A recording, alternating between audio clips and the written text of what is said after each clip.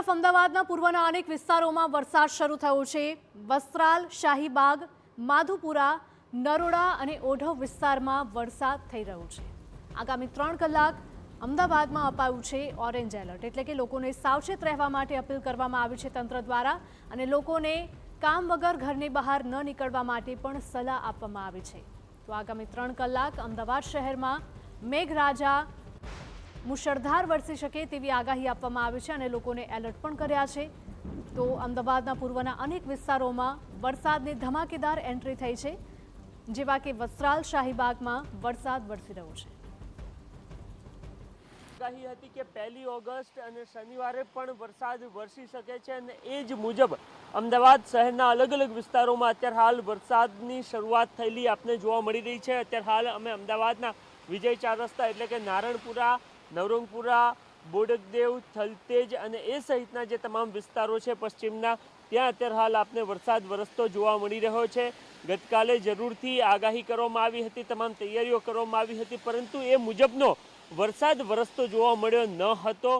ત્યારબાદ આજે એટલે કે 1 ઓગસ્ટે પણ એ જ પ્રકારનું રેડ એલર્ટ આપવામાં આવેલું છે અને સવારમાં 11 વાગ્યા સુધી અમદાવાદ શહેરમાં વરસાદ જોવા મળતો ન હતો, પરંતુ 11 વાગ્યા બાદ એ વરસાદની શરૂઆત થયેલી આપને અત્યારે હાલ જોવા મળી રહી છે।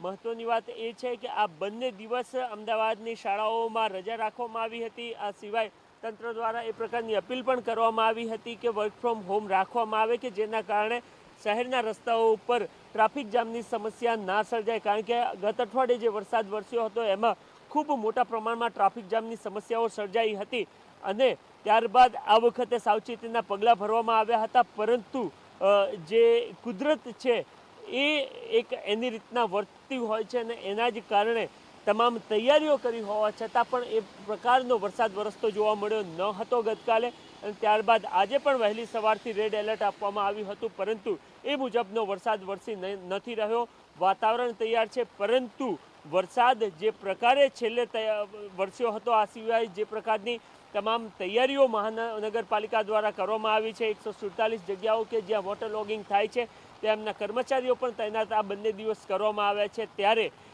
એટલા મોટા પ્રમાણમાં વરસાદ નથી વરસ્યો, પરંતુ જે પ્રકારની આગાહી થઈ હતી કે આજે પણ વરસાદ વરસી શકે છે, એ જ મુજબ અત્યારે હાલ વરસાદ વરસવાની શરૂઆત અમદાવાદ શહેરમાં થઈ ગયેલી જોવા મળી રહી છે।